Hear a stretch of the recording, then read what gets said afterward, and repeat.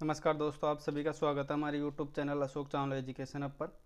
दोस्तों, आज हम मिल रहे हैं संस्कृत गद्य की पाठ योजना के अंतर्गत और जिसका प्रकरण रहेगा परमात्मा न सर्वोत्कृष्ट रचना। ठीक है, इस पाठ के अंतर्गत हम देखेंगे कि परमात्मा की सबसे उत्कृष्ट रचना क्या है और किसे बताया गया। और ये कक्षा 7 के लिए है, बाकी प्रकरण के अनुसार आप किसी भी कक्षा के अंतर्गत इसको बना सकते हैं। ठीक है, प्रकरण पर विशेष ध्यान देना है। ठीक है, और दोस्तों एक बात बता देता हूँ कि हमारे चैनल पर आपको ऐसी बहुत सी पाठ योजना देखने को मिल जाती है, तो हमारे चैनल को आप सब्सक्राइब भी कर लीजिए। और वीडियो अगर आपको अच्छा लगा हो तो इसको ज़रूर लाइक भी करना और इसको अपने दोस्तों में शेयर भी करना। और दोस्तों बेल आइकन ज़रूर प्रेस कर देना ताकि आपको हमारे नोटिफिकेशन सबसे पहले मिलती रहे। तो दोस्तों वीडियो स्टार्ट करते हैं बिना किसी देरी के। पहले देखते हैं इसके कुछ सामान्य उद्देश्य हैं।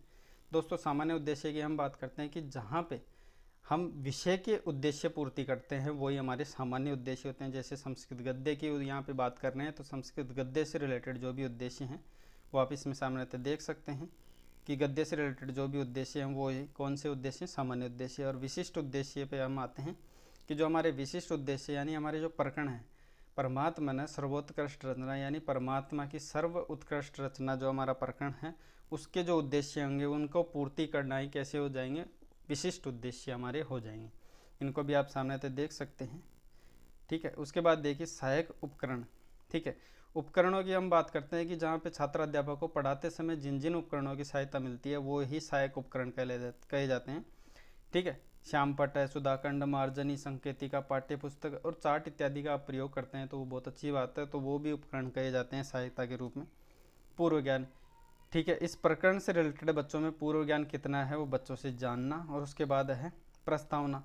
ठीक है, प्रस्तावना में क्या आता है, कुछ शिक्षण सूत्रों की सहायता से हम प्रस्तावना करते हैं जैसे ज्ञात अज्ञातम प्रति। ठीक है, और जैसे इसको पूर्व ज्ञान से रिलेटेड करते हुए हम प्रस्तावना करते हैं बच्चे से। इसका मतलब ये है कि बच्चों से हमारा प्रकरण है वो निकलवाना होता है। ठीक है, इसमें देखिए पहला प्रश्न, असमान सर्वान केन सृजति। ठीक है, असमान सर्वान हमारे सभी कार्य या फिर सभी चीज़ें कौन सृजन करता है, तो भगवान करता है या भगवता करता है या परमात्मा करता है। ठीक है, दूसरा प्रश्न देखिए, परमात्मना अन्यम किम किम सृजितम यानी परमात्मा इसके अलावा और क्या क्या हमारे लिए सृजन करता है। ठीक है, वृक्षों का सृजन परमात्मा करता है, नदी का परमात्मा करता है, सूर्य और चंद्रमा। उसके बाद देखिए तीसरा प्रश्न, परमात्मा ने सर्वोत्कृष्ट रचना का वदंतु कि हम परमात्मा की सर्व से उत्कृष्ट रचना हम किसे कहेंगे, तो बच्चे समस्यात्मक, क्योंकि चंद्रमा अपनी जगह सर्वश्रेष्ठ है, सूर्य अपनी जगह श्रेष्ठ है, तो देखिए पाठ के अंतर्गत हम पढ़ेंगे क्या सर्वश्रेष्ठ है। ठीक है, उद्देश्य कथन हम देखेंगे। ठीक है, कि प्रिय छात्र आज परमात्मा की जो सर्वोत्कृष्ट रचना है उस पाठ के बारे में हम पढ़ेंगे। और उसके बाद हमारा प्रस्तुतिकरण होता है। प्रस्तुतिकरण में क्या होता है, जो विषय वस्तु है वो हम बच्चों के सामने प्रस्तुत करते हैं, यानी छात्र अध्यापक करता है तो वो किसके माध्यम से करेगा, आदर्श वाचन के माध्यम से करता है। तो देखिए आदर्श वाचन में जो भी हमारी विषय वस्तु उसके बच्चों के सामने प्रस्तुत करेगा, और जब प्रस्तुत कर देगा तो बच्चों से अनुवाचन करवाता है एक छात्र अध्यापक, यानी कतिपय छात्रान यानी कुछ छात्रों से अनुवाचन करवाता है। और उस अनुवाचन में ही बच्चों से कुछ गलतियाँ होती है उनको ब्लैक बोर्ड पर लिखता रहता है और उनको अशुद्धि संशोधन में संशोधित करता है। और किसके माध्यम से करता है, वो काठिन्य निवारण करके करता है। कि जब बच्चा अनुवाचन करता है तो कुछ गलतियाँ करता है। और दोस्तों इसकी पीडीएफ की लिंक मैं डिस्क्रिप्शन में डाल दूँगा, आप टेंशन मत लो, वहाँ से आप इसको आसानी से हमारे पीडीएफ लिंक में जाके डाउनलोड कर सकते हैं। ठीक है, डिस्क्रिप्शन में जाके डाउनलोड कर सकते हैं ताकि इसको आप सामान्यतः आसानी से बना सकते हैं, कोई दिक्कत नहीं है। बाकी समझने के लिए मैं आपको यहाँ पे थोड़ी डिटेल से बता रहा हूँ कि आपको किस प्रकार इसको प्रस्तुत करना है कि आपकी पाठ्य योजना अच्छी बने, बच्चों के सामने अच्छी प्रस्तुत हो, बच्चे अच्छे से समझ पाएँ। ठीक है, काठिन्य निवारण में क्या होता है कि बच्चे में जो गलतियाँ हुई है उनको आप ब्लैक बोर्ड पर लिखते रहेंगे और उन गलतियों को समझाने के लिए हम काठिन्य निवारण करते हैं, यानी बच्चों को वापस वो गलतियाँ बताएंगे कि बच्चा आपने ये गलती की है और इसका सही मतलब ये है। तो ऐसा हम इन सभी अर्थों को बताएंगे, सभी शब्दों का अर्थ। उसके बाद बोध प्रश्न होते हैं।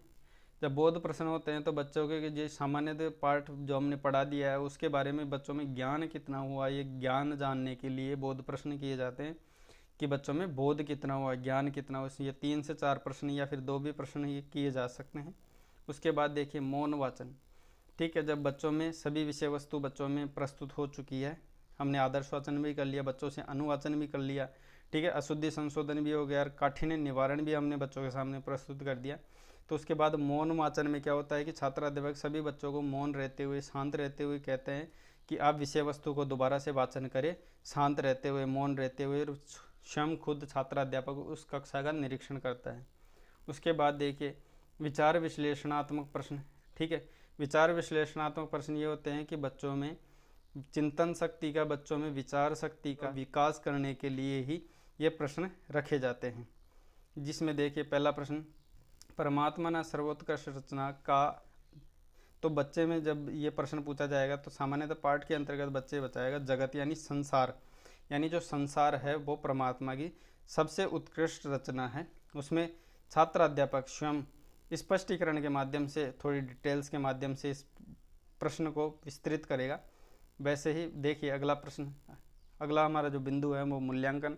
मूल्यांकन में 4 से 5 प्रश्न किए जाते हैं कि बच्चों का संपूर्ण ज्ञान जानने के लिए, कि बच्चों का जांचन करने के लिए, बच्चों का मूल्यांकन करने के लिए, ठीक है। तो बच्चों का पूरा निरीक्षण, बच्चों की जांच करने के लिए मूल्यांकन प्रश्न किए जाते हैं। ये 4 से 5 प्रश्न हो सकते हैं, ठीक है।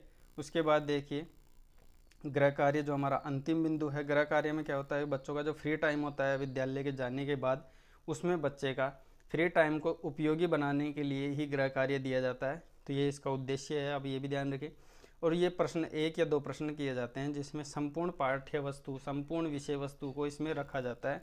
देखिए जिसमें किमर्थम जगत परमात्मा ने सर्वोत्कृष्ट रचना वर्तते, यानी क्यों परमात्मा ने सर्वोत्कृष्ट रचना बताई और जगत को ही हमने क्यों बताया, वो आप विशेष ध्यान रखें। उसके जगती के परोपकारा कुर्वन्ति विलिख्यानि, यानी जगत यानी संसार में कौन कौन से परोपकार किए जाते हैं वो उनको आप लिख कर लें। तो दोस्तों आशा करता हूँ ये पाठ्य योजना आपको बेहद पसंद आई होगी। अगर वीडियो अच्छा लगा हो तो इसको लाइक करना, अपने तमाम दोस्तों में शेयर भी करना। और दोस्तों मिलते हैं एक नई और रोचक पाठ्य योजना के साथ, तब तक आपका बहुत बहुत धन्यवाद।